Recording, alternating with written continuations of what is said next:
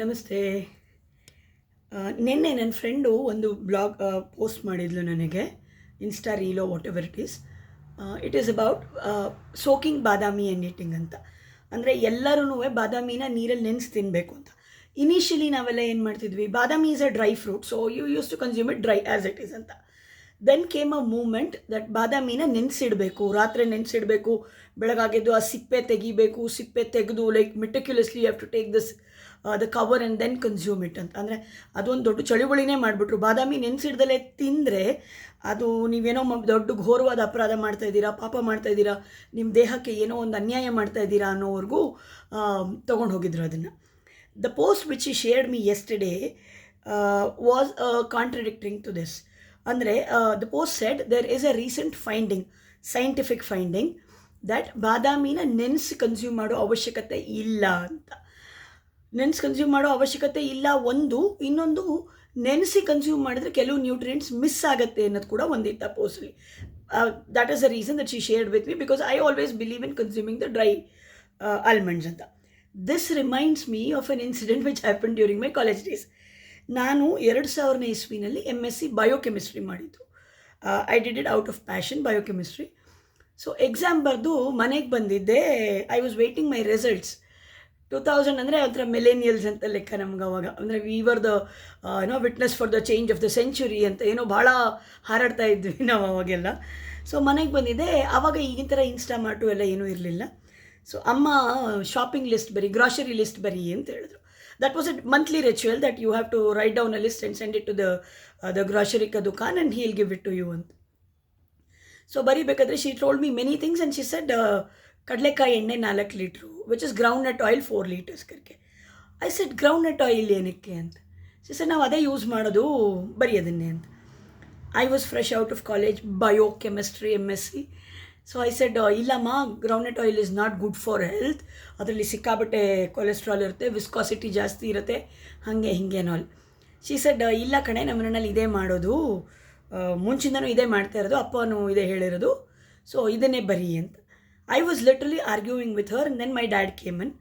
ಏನಾಗ್ತಾ ಇದೆ ಕೇಳಿದ್ರು. ಐ ಸೆಡ್ ನಾನು mummy being a millennial biochemist, I said ಅಪ್ಪ ಕಡಲೆಕಾಯಿ ಎಣ್ಣೆ, ಗ್ರೌಂಡ್ ನಟ್ ಆಯಿಲ್ ಒಳ್ಳೆಯದಲ್ಲ ಆರೋಗ್ಯಕ್ಕೆ, let us shift the refined oil ಅಂತ. ಅವರು ಇಲ್ಲಮ್ಮ ನಾವು ಇದೇ ಯೂಸ್ ಮಾಡ್ತಾಯಿದ್ದೀವಿ ತುಂಬ ವರ್ಷದಿಂದ. ಐ ಸೆಡ್ ಇಲ್ಲಪ್ಪ, ತುಂಬ ವರ್ಷದಿಂದ ಮಾಡಿ ತಪ್ಪನ್ನೇ ಮುಂದುವರಿಸಬೇಕು ಅಂತ ಇಲ್ಲ ಅಲ್ವಾ, because I was really fresh out of college and ನನಗೇನೋ ಭಾಳ ತಿಳುವಳಿಕೆ ಇದೆ, ಭಾಳ ಜ್ಞಾನ ಇದೆ ನನಗೆ ಅಂತ.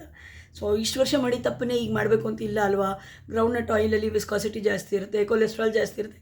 I was just giving my own reasons to it. ನಮ್ಮಪ್ಪ ವಾದ ಮಾಡೋವರೆಗೂ ಮಾಡಿದ್ರು. And then he knew he can't convince me the other way around. ಈ ಸೆಡ್ ಇದು ನನ್ನ ಮನೆ, ನನಗಿಷ್ಟ ಬಂದಿದ್ದು, ನಾನು ದುಡ್ಡು ಕೊಡೋದು, ನನಗಿಷ್ಟ ಬಂದಂಗೆ ಮಾಡಬೇಕು, ಸೊ ಗ್ರೌಂಡ್ ನಟ್ ಆಯಿಲೇ ಬರೀ ಅಂತ. ಸರಿ ಅಂತ ಬೈಕೊಂಡು ನಾನು ಗ್ರೌಂಡ್ ನಟ್ ಆಯಿಲ್ ಬರೆದೆ. ಅದಾದಮೇಲೆ I came down to Bangalore for work. And then he once in a while used to visit my home and I am a pretty good cook. So ಬಂದಾಗ ಏನಾದರೂ ಮಾಡಿದಾಗ ದೋಸೆನೋ ಇಡ್ಲಿ ಆ ಥರ ಏನಾದರೂ ಮಾಡಿದ್ರೆ, ಚಪಾತಿ ದೋಸೆ ಚೆನ್ನಾಗಿದೆ ಮಗಳೇ ಅಂತ ಹೇಳೋರು ನಮ್ಮ ತಂದೆ. I literally used to taunt him, ಹಾಂ ಯಾಕೆ ಚೆನ್ನಾಗಿರಲ್ಲ ಹೇಳಿ, ನಾನು ರೀಫಂಡ್ ಆಯಿಲಲ್ಲಿ ಮಾಡ್ತಾಯಿದ್ದೀನಿ ಅಂತ. So I never missed a chance to taunt my dad that my choice was good, my choice was smart, and his choice was not so good anta.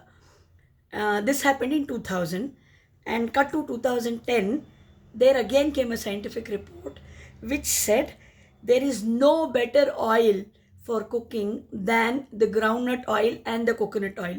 ತೆಂಗಿನ ಎಣ್ಣೆ ಮತ್ತು ಕಡಲೆಕಾಯಿ ಎಣ್ಣೆಗಿಂತ ಒಳ್ಳೆ ಆಯಿಲ್ ಇಲ್ಲವೇ ಇಲ್ಲ ಅಡುಗೆಗೆ ಉಪಯೋಗಕ್ಕೆ ಅಂತ. So that is when it dawned upon. ಅಷ್ಟೊತ್ತಿಗೆ 10 ವರ್ಷ ಆಗಿತ್ತು, ನಾನು ಬೆಂಗಳೂರಿಗೆ ಬಂದು ಕೆಲಸಕ್ಕೆ ಸೇರಿಕೊಂಡು ಎಲ್ಲ ಒಂದು ಸ್ವಲ್ಪ ಜೀವನದ ಪಾಠನೂ ಕಲ್ತಿದ್ದೆ. So that is when I realised that sticking on to the basics. ಯಾಕಂದರೆ ನೀವು ಇವತ್ತಿಗೂ if you go and see on the social media, you will be baffled. ಏನು ಅಂದರೆ ಸೋಷಿಯಲ್ ಮೀಡಿಯಾ ನೋಡ್ಕೊಂಡು ನಾನು ಏನಾದರೂ ಊಟ ತಿಂಡಿ ಮಾಡ್ತೀನಿ ಅನ್ನೋದಾದರೆ ಬಹುಶಃ ಗಾಳಿ ನೀರು ಕುಡ್ಕೊಂಡಿರ್ಬೇಕು, ಅದು ಕಷ್ಟ ಅಂದ್ಬಿಡ್ತಾರೆ. ಯಾಕಂದರೆ ಅದರಲ್ಲೂ ಪೊಲ್ಯೂಷನ್ ಇದೆ, ಪೊಲ್ಯೂಟೆಂಟ್ ಇದೆ ಅಂತೆಲ್ಲ. So the simple pointer is to stick to your basics. ನಮ್ಮ ಮನೆಗಳಲ್ಲಿ ಮುಂಚೆಯಿಂದ ಏನು ಮಾಡ್ತಾ ಬಂದಿದ್ರೋ ಅದನ್ನು ಮುಂದುವರ್ಸ್ಕೊಂಡು ಹೋಗೋದು is the simplest pointer to have a healthy life ಅಂತ. So that's when I decided and I called up my dad and I told, ಅಪ್ಪ ನೀನು ಕರೆಕ್ಟು, ನಾನು ತಪ್ಪು, I take back my words, and since then I have switched on to the groundnut oil. So this soaking of badam is also the same thing.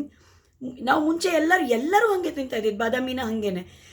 ನೆನೆಸಿ ಹಲ್ಲಾಗಲ್ಲ ಅಥವಾ ವಯಸ್ಸಾಗಿದೆ ಅಥವಾ ಮಕ್ಕಳಿಗಿನ್ನೂ ಹಲ್ಲು ಬಂದಿಲ್ಲ ಅಂತ ನೆನೆಸಿ ಬಾದಾಮಿ ಕೊಡ್ತೀರಾ ಇಸ್ ಫೈನ್. ಬಟ್ ಹಾಗೇ ಕೊಡಬೇಕು, ಹಂಗೆ ಕೊಡ್ದಲೇ ಇದ್ರೆ ನೀವು ನಿಮ್ಮ ಜೀವಕ್ಕೇನೋ ನಷ್ಟ ಮಾಡ್ತಾಯಿದ್ದೀರಾ. All these are fads. This is a very honest and an humble request. Please stick to your basics. That's the easiest way of living a life. Let us not complicate our lives. Let us stick to the basics and just follow what our ancestors have done. Uta tindi vishyak at least, because that gives you a safer option. Anta. Do let me know what you think about it. Bye bye. Have a great day. Namaste.